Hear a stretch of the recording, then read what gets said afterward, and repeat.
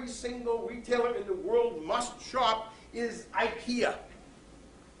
For a few reasons. First of all, any store that anyone goes to and spends 3 hours at and walks 1 mile has got to be a store that we look at.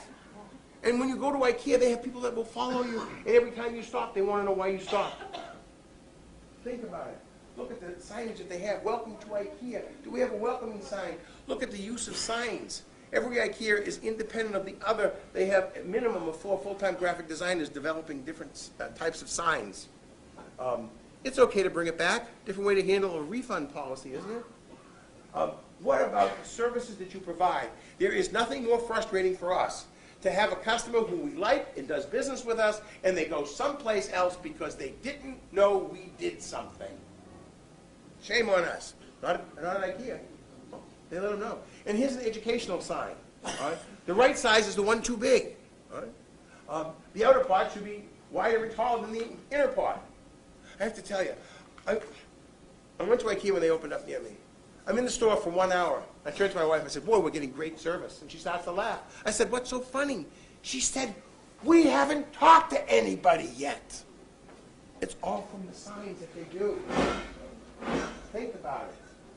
And then even in the back room. I was in the back and I took some pictures that I shouldn't, so I'll go quickly over some of them.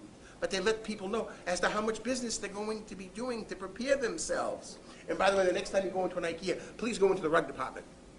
Because see, they don't have style numbers on any of their products. They give them all names. Names.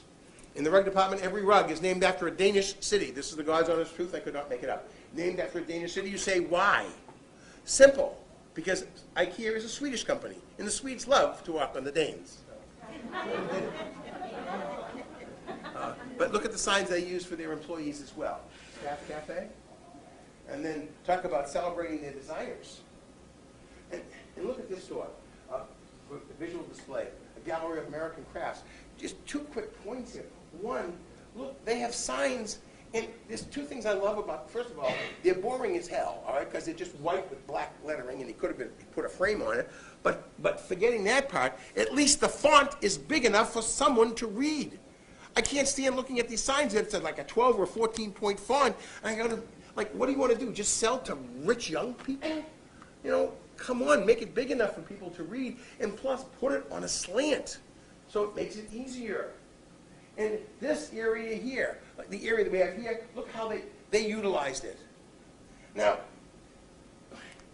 I'm sure everyone in this room has experienced the next thing that I'm about to say, where a customer comes in and goes, I love this store. You people are so nice. You get the nicest things. The next time they say that, you get your camera and you take a picture of them.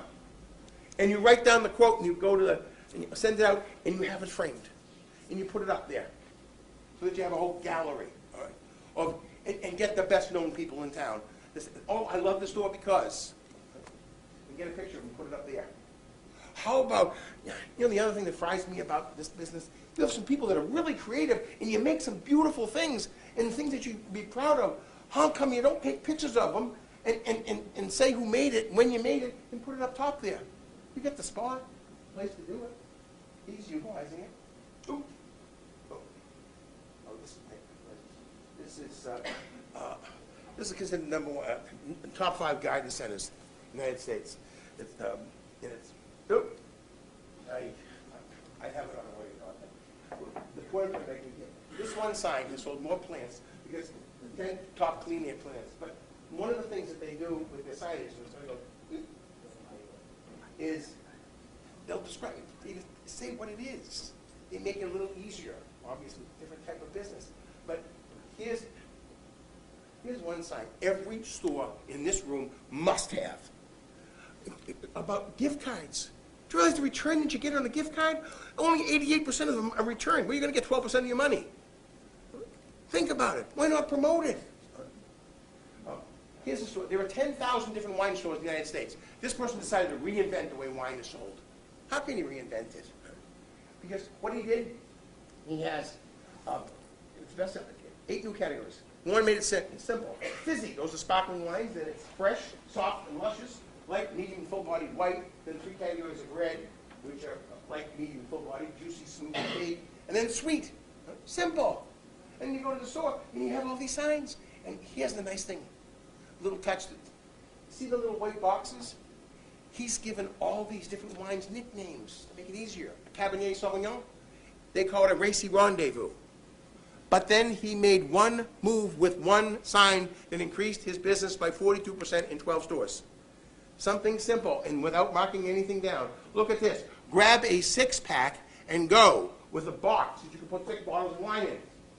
When was the last time anyone here bought 6 bottles of wine? Think about it. Last time I did, I was 20 years old, I had a fake ID, and my wine of choice was Ripple. Are you going out and seeing these stores? If not, why not? I'm lucky because I do all these awards programs. So I get a chance. All of a sudden, it makes for a wonderful conversation. So, next thing is what I call the why of the buy. Why do we buy what we buy? Another way of looking at it is what's called category management. It's just putting your merchandise in a different look, different type of category. It's not an engagement ring. You know, it's looking at merchandise from perhaps a customer's perspective. But it's more than that. It gives a higher purpose. So what are the categories? The first category is your destination merchandise. It might be merchandise or it might be a service. Why are they going out of their way? Why are they driving past 6 other jewelry stores for you? Why are they stopping in your store? What's that destination? In my store, we sold mother of the bride dresses. Find a niche, you'll get rich. It was not a bridal store. I don't want to deal with brides who are on an emotional cliff. Specialized, others are special. The next category of merchandise is what's referred to as the image enhancer, or as I like to call it, the wows. Right? That wow merchandise. Wow, that's different. Right? You have to realize, we learned something that most of us wanted to reject. And that's from Sears Roebuck, good, better, best. What it really means is that bell-shaped curve. But it's not good. It's that promotional goods. Wow, we got a great buy.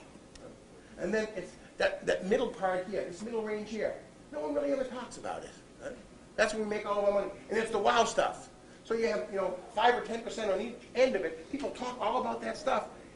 But that's what makes the middle sell. And then we have the profit generator. We have a profit generator that is, its sole purpose is to give us additional margin. And we're looking at it, we're buying it specifically for that reason. A transaction builder, something if they buy one thing, they have to buy other things to go along with it. Might be gifts for ushers, or the classic one is paint. They can give away paint because they have to buy brushes and all that other stuff to go along with it. A traffic builder, something that will keep a customer in the store longer. It is not a low-priced item. It's something that will keep the customer in the store on a longer period of time.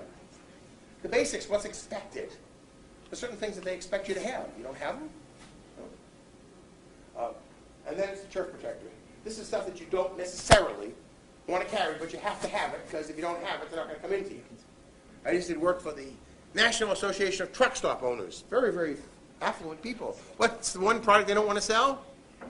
Diesel fuel. They don't make much money on it. You know what they make a ton of money on? Showers.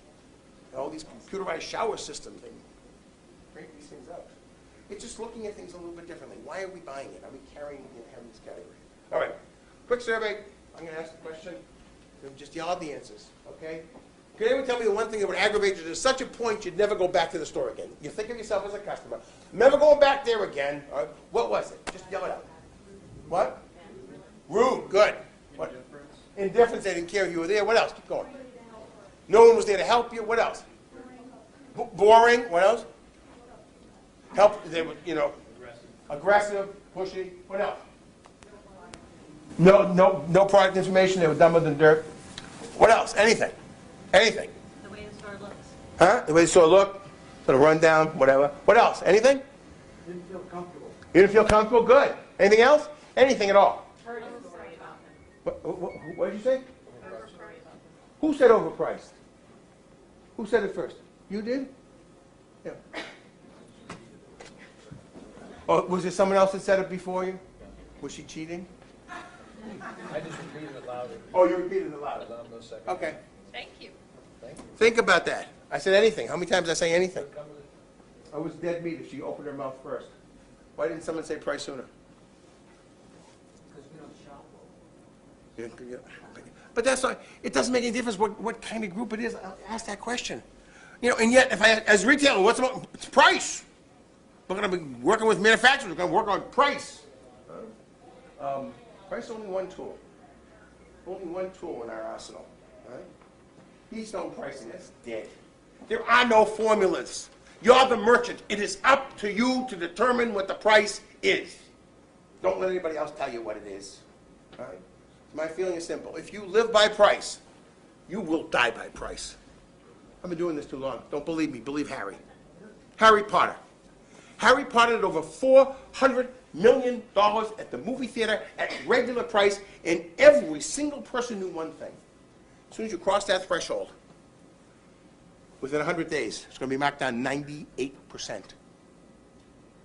Think about it. You can rent it for less than $1 now with Netflix. Have all your family over, your friends. And if they sold the excitement of the product.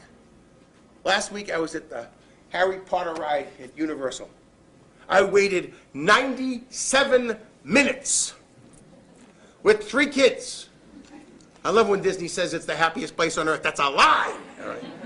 4 o'clock in the afternoon, nobody's happy there. All right? But it cost them $250 million to build it, $100 million to promote it. And they actually have people waiting because they can't limit people going into the stores, the gift stores, to shop.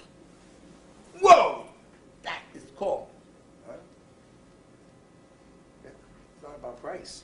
This next chain store, I'm going to offend someone here. I'm sorry, all right? I don't understand this company's reason for existence. It's a chain throughout the South, 170 some odd stores, the Bible Factory outlet.